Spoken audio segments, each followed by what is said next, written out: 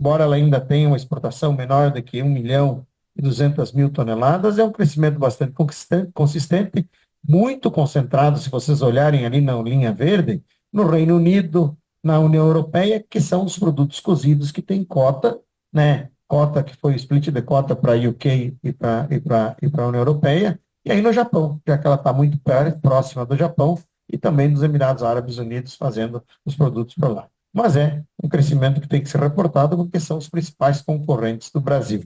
Aqui a Sula, que é especialista, e me corrija se estiver errado, mas é o período que eu tenho que deixar o aviário descansando, sem ter aves dentro dele, para fazer as desinfecções, para tratar a cama de aviário, em caso para trocar às vezes, ou então para tratar ela, para desinfectar.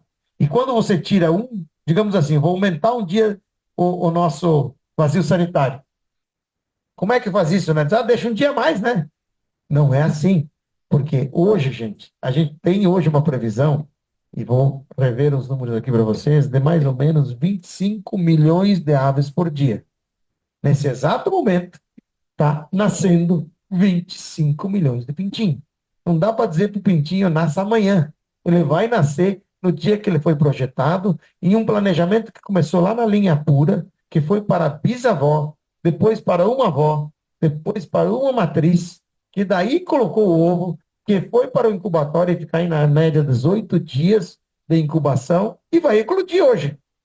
E o seu vazio sanitário tem que estar pronto hoje para que ele saia dali, entre num caminhão e uma caixa com bem-estar animal, caminhões que têm condição de conduzir, levar ele para o aviário, colocar lá, geralmente um aviário preparado, com a cama já aquecida, e começar a sua produção. O que tem que fazer? Eu tenho que tirar, então, o outro frango que estava antes, um dia antes.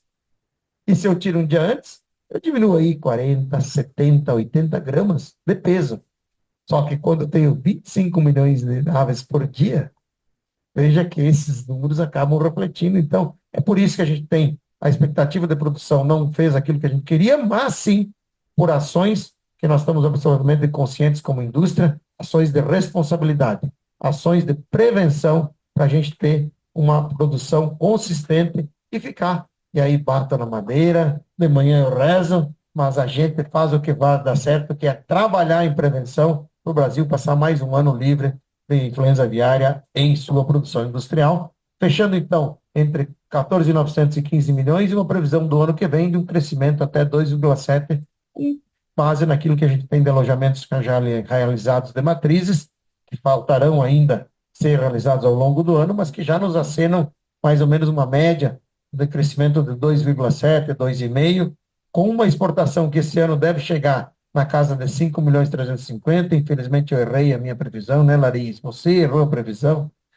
É bom errar para mais, né? A exportação, a gente previa uma exportação de 5.250, estamos aí na casa de 5.300.000. E para o ano que vem, chegar na casa de 5.400. Puxado especialmente por mercados, não só abertura de novos mercados, mas aí a gente tem abertura de mercados aqui na América Latina, mas tem a consistência do mercado do México, que renovando seu PASIC conforme anunciou a presidente eleita do México, você vai ter consistência de mercados aí que vão fazer e vão seguir comprando, por exemplo, os pré-listing do Chile, pré-listing da Filipinas, deu mais acesso e aumento de exportação do Brasil. Com isso, a gente acaba fazendo um per capita esse ano de 46,6, de 45,6% e prevendo para o ano que vem 46,6%. Nesse ano, com um aumento de 3% da exportação e a pequena adequação, crescimento menor da produção, você tem um mercado bastante enxuto. Por isso, a estabilidade da oferta no mercado interno. Não falta produto no mercado brasileiro, não vai faltar nunca. O Brasil, repito, é o nosso principal cliente. Então, ele mantém a estabilidade da oferta, que tinha crescido bastante no tempo da pandemia, agora se ajusta para uma estabilidade nesse ano e prevê um pequeno crescimento para o ano que vem, para a gente chegar aí a 2% de crescimento do mercado interno, mantendo, então, saudável, inclusive em termos de rentabilidade para as empresas. Indo para a parte final da nossa apresentação, né? A gente vê o mercado externo de aves também dando padrões positivos para o Brasil. Veja que aqui nesse quadrinho branco à direita você tem aí a previsão de crescimento das importações mundiais, né? de 0,3%, de 2% de crescimento em 2025 para 13 milhões e 800, quase 14 milhões de toneladas tradeadas, né? No caso das exportações, o crescimento do Brasil é o mais consistente, indo para quase, passando de 38%, podendo chegar em 39% do market share global, indo em direção dos 40% do market share global. Os Estados Unidos, com a sua queda, prevê-se uma pequena retomada com base menor em 2025, mantendo 24% do market share global, e a União Europeia tendo a retomada também sobre uma base baixa, com 12%, crescimentos que são sustentáveis, mas fazem sim do Brasil. Embora o crescimento do Brasil seja menor em percentual, ele é bastante em volume. Cresce mais de 100 mil toneladas, provavelmente, no ano de 2025, e a gente vê o Brasil cada vez mais consolidado como protagonista e dando, acima de tudo, sustentação a esse negócio econômico que é muito importante no Brasil, que são as nossas indústrias e que tem fatores estruturantes de manutenção de produção, manutenção de rentabilidade e manutenção de segurança alimentar para o país. Indo para a parte final, na parte de revisando somente um pouco do estado sanitário, esse é um asset inestimável do Brasil. Volto a dizer, trabalhamos demais, né, Sula? Sula, muitos anos vem com o grupo, que é o Grupo Especial de Prevenção da Influenza Aviária, um grupo de empresas que são conectadas direto com o nosso conselho diretor, que vem fazendo um trabalho de revisão de normas, revisão do CCI, e manteve o Brasil até aqui longe. Infelizmente, nós temos, olhando esse quadro da esquerda, o mundo tomado de influenza aviária de novo no hemisfério norte, a migração começa e, infelizmente, voltou o primeiro caso de influenza aviária no nosso continente, lá na Colômbia, em aves de fundo de quintal, não é aves comercial. Então, é no mesmo local onde teve um fundo de quintal ano passado, se repetiu agora na Colômbia, mas é um caso isolado até agora, e, inclusive, está até atrasado com relação ao que foi no ano passado. A gente espera que a gente consiga passar esse ano como continente livre, e o Brasil, com certeza, deve continuar livre de influenza aviária pelo trabalho excelente de biosseguridade que a gente tem feito. Quero, de novo, agradecer ao ministro Fávaro com relação à sua equipe, ao Goulart, ao Mota no Departamento de Saúde Animal, ao Rua no Comércio Exterior, ao MRE, e juntos a gente conseguiu mostrar ao mundo a nossa sanidade, mostrar a transparência que o ministro teve no caso da Newcastle, mas garantir ao mundo que nós vamos fazer o nosso melhor para não deixar essa doença andar. Lembrando, gente, que o princípio maior é o da regionalização, e o Brasil hoje está bem preparado para isso. Pode passar a vitória, e não é diferente também no que a gente vê no mundo. Está aqui, ó, o H5N1, que não é mais influenza aviária, é H5N1, porque é, infelizmente, uma gripe que saiu das aves como origem, mas que já passou para golfinhos, para animais marinhos, já passou para gatos, já passou para gado leiteiro. Então, ela já não é mais uma gripe aviária, né? É uma gripe H5N1, né? Que teve origem lá nas aves, e, infelizmente, a gente vê uma nova resistente, uma novas variantes mais fortes lá no hemisfério norte, com a influenza aviária voltando bastante forte na Europa. A Laís me passa aqui, por exemplo, hoje nós temos Áustria, França, Alemanha, Reino Unido, Hungria, Itália, Bulgária e Irlanda reportando casos de influenza aviária agora no começo do inverno europeu. Tudo isso nos dá duas certezas, que temos que reforçar mais ainda a nossa biosseguridade e também que vai ter, talvez, novas oportunidades de crescimento nas exportações. Pode passar, Vitória.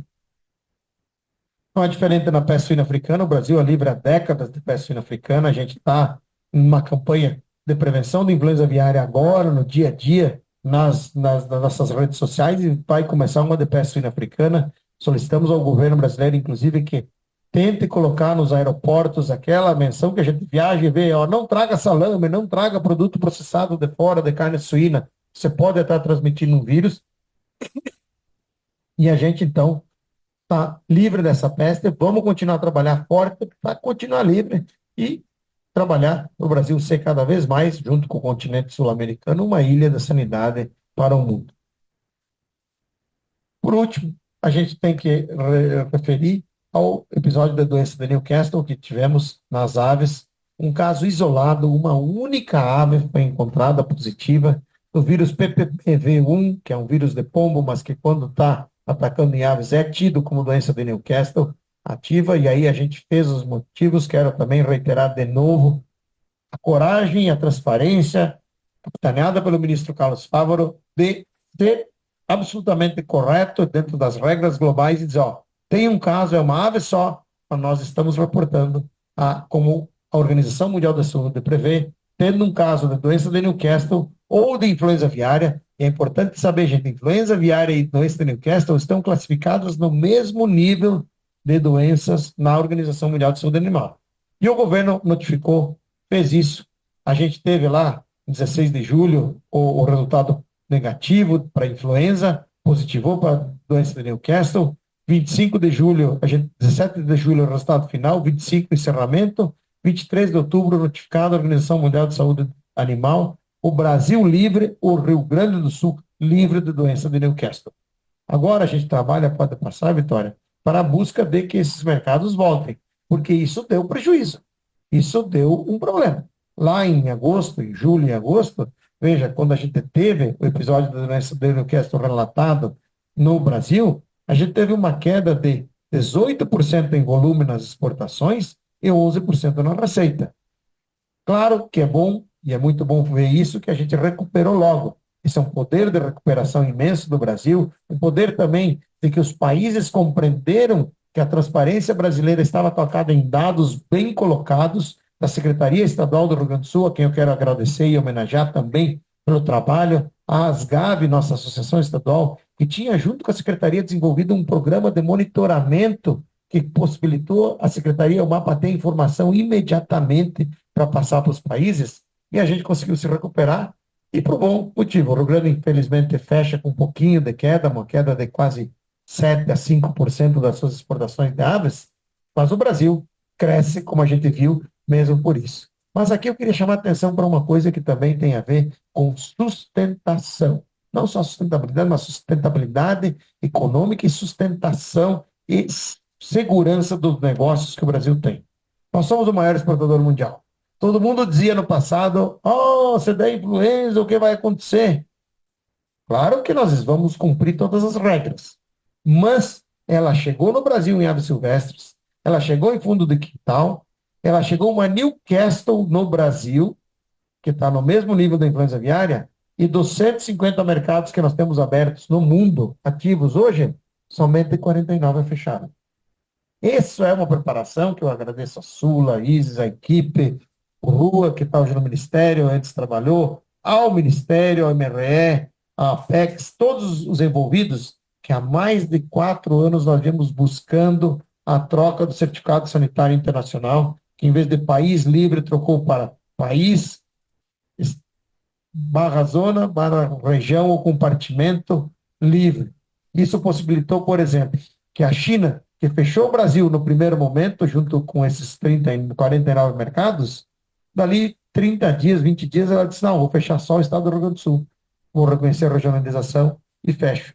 Que o Japão, quando fechou, que tinha um CSI que era para o Brasil inteiro, se eu vou fechar só o mercado do Santa Catarina, só o do Espírito Santo. Isso fez com que a gente tivesse sustentabilidade no negócio, previu isso, trabalhamos, continuamos a trabalhar. Infelizmente, hoje, nós ainda temos 9 mercados, não tem nenhum fechado para o Brasil, todos foram reabertos no Brasil inteiro, ainda há 9 mercados, e dentre eles importantes são China, Chile e México, que ainda não estão fechados só para o Rio Grande do Sul como estado. E nós estamos trabalhando, o governo brasileiro, conversei com o secretário Luiz Rua, está conversando com a sua contraparte no México para que haja o reconhecimento ou do raio ou do livre da influenza aviária, também com a China e também com outros. Por exemplo, a Bolívia está fechada, mas não se exporta para a Bolívia. Então, fechou, né? Malásia está fechada, não exporta para a Malásia. Então, você tem aqui, mas são importantes ainda esses três, Chile, e o Chile tem uma peculiaridade. Em doença de Newcastle, ele só reabre depois de fazer uma missão, e a gente está pedindo a missão. Agora, China e México estamos trabalhando para retomar, mas é importante que dos 150, veja que hoje nós temos só 2 importantes mercados fechados só para o estado do Rio Grande do Sul e a caminho da gente voltar a ter a liberação. A gente tem ainda 29 mercados que estão fechados para o raio de 10 quilômetros, aí comporta lá 5 ou 6 aviários que estavam nesse raio de 10 quilômetros, mas as empresas aí podem exportar carne de outros lugares. Então, esse dado eu quis trazer para vocês, para mostrar os trabalhos que a BPA e o governo têm feito junto com as empresas para dar garantia. Garantia para quem está em bolsa, para o seu investidor, garantia para quem é consumidor de que nós não vamos parar, não vai ter uma enxurrada de produto por conta de uma doença e depois parar de produzir, garantia para o nosso importador que nós estamos preparados para que mesmo que tenha algum episódio em algum local do Brasil, nós vamos continuar a exportar dos outros estados, nós vamos não deixar ninguém na mão e ajudar a garantia de segurança alimentar. Pode passar, Vitória. Por último, também, só para dizer, o Rio Grande do Sul, a gente vê que sentiu. No episódio das enchentes, teve 2 mates, você sabe, eu sou gaúcho, os que são gaúchos aqui também sabem disso, sofremos demais, ainda estamos sofrendo. Agradecer ao Brasil, que estamos aqui num público mais do que qualificado. Eu, como gaúcho, como vivo lá dia a dia, falava com o governador no avião nessa vinda de segunda-feira. O governador fazendo um grande trabalho de recuperação, mas a gente sofreu demais. Ainda está sofrendo, ainda há comunidades que sequer conseguiram reconstruir as casas das pessoas, mas veja, na enchente a gente teve uma queda que tinha um pico, a indústria foi resiliente, uma queda mais acentuada no Newcastle, mas foi a indústria avícola gaúcha resiliente de retomar, de manter o fornecimento para os gaúchos e também ajudar na exportação. Não foi diferente no suíno, claro que o suíno não teve Newcastle, ele seguiu e na enchente ele cresceu. Por quê? Porque as plantas não foram basicamente afetadas diretamente, salvo 2 plantas que puderam redirecionar e o Estado, então, está em termos de retomada. Em termos de números e de apresentações, era isso que eu queria passar para vocês e deixar agora para a gente fazer perguntas e finalizar, acima de tudo, com uma avaliação positiva, muito boa de 2024, que a gente quebra, né? Ah, sim. E eu queria, né, fechando esse ano, apenas dar uma boa notícia para todos os nossos associados, todos que estão aqui, e com certeza para a nossa imprensa, que sei que são nossos parceiros, é a consolidação do nosso Salão Internacional de Proteína Animal. Vocês estavam lá, os que não tiveram a oportunidade, quero convidar para ir no próximo, em 2026, de 6 a 8 de agosto, mas eu queria mostrar para vocês, e está aqui a Adriana, nossa coordenadora lá de mercados, junto com o José Perboine, que está em viagem, não pôde estar aqui, mas vejam, gente, esse é o mapa do nosso Salão Internacional da Avicultura e Suinicultura. Falta só ele, bota a parte de baixo assim, para aparecer. Gente, aqui onde tem esse, na parte direita, no canto direito, abaixo, era onde era o restaurante. E a gente está fazendo aqui o hub de proteínas, com a BIEC com o dobro de área, a BPA com o dobro de área, a Pesca, Peixes BR, Viva Lácteos, estão com todas as proteínas aqui presentes, aves, suínos, bovinos, peixes. Mas o que eu queria mostrar para vocês é que, felizmente, a Adriana, que está aqui, tem só 6 espaços para vender. E nem começamos a vender. O Ciaves foi em agosto, sem terminamos a coisa e já está tudo vendido, praticamente. Nós vamos para Atlanta agora, em janeiro, vender o Ciaves. Também digo, a gente comprou mais 11 mil metros de área que vão ser lançados lá em Atlanta, mas essa é a boa notícia. Independente do Ciaves, e o Ciaves não é para ganhar dinheiro, a BPA faz inclusive um preço que é 70%, 60% do preço do custo das outras feiras, mas a gente consolida o Brasil como um grande ponto de referência das proteínas mundiais. Para o próximo ano, nós vamos crescer provavelmente mais de 20%, mais de 25%, fazendo o mundo inteiro vir buscar um one-stop shopping, como falou o João Sampaio no seu discurso, as proteínas no Brasil, e isso é um orgulho para nós brasileiros, para nós do setor também. Então, gente, obrigado por terem paciência de me aguentar, estou à disposição para as perguntas necessárias. Eu vou passar a palavra agora, então, para a Fabélia, para fazer a pergunta. Fabélia, por favor, se apresente, faça a sua pergunta. Eu observando aqui, são 2 colocações que eu gostaria de fazer, Ricardo, e para você fazer essa análise. Uma é sobre a evolução profissional que a gente vem observando aí nos últimos anos da pecuária. O pecuarista que antes ele deixava o gado, a engorda, sem números, sem planilha, talvez deixava ali sem um equilíbrio nutricional. Hoje a gente está vendo uma tecnologia, assim como o agricultor faz, ela cada vez mais aplicada. Isso aí, você acha que é uma tendência que veio, não para, vai só aumentar e vai permitir aumento nessa produção nossa?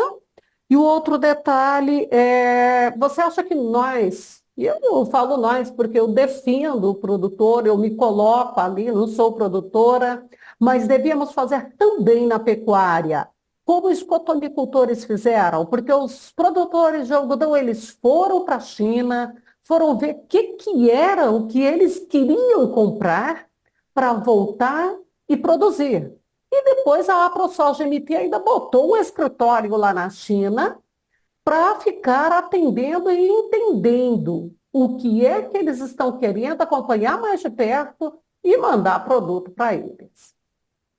Bem, Fabíola, primeiro eu vejo o seguinte, veio para ficar. Ontem eu estava na homenagem ao presidente Antônio Jorge Camardelli, da ABIEC, que é quem cuida do boi, né? Você vai ser sucedido pelo ex-secretário Roberto Perosa, e lá assim, os empresários estão todos conscientes. O Brasil, com a proteína como um todo, a profissionalização é algo que não volta mais, ela só vai evoluir.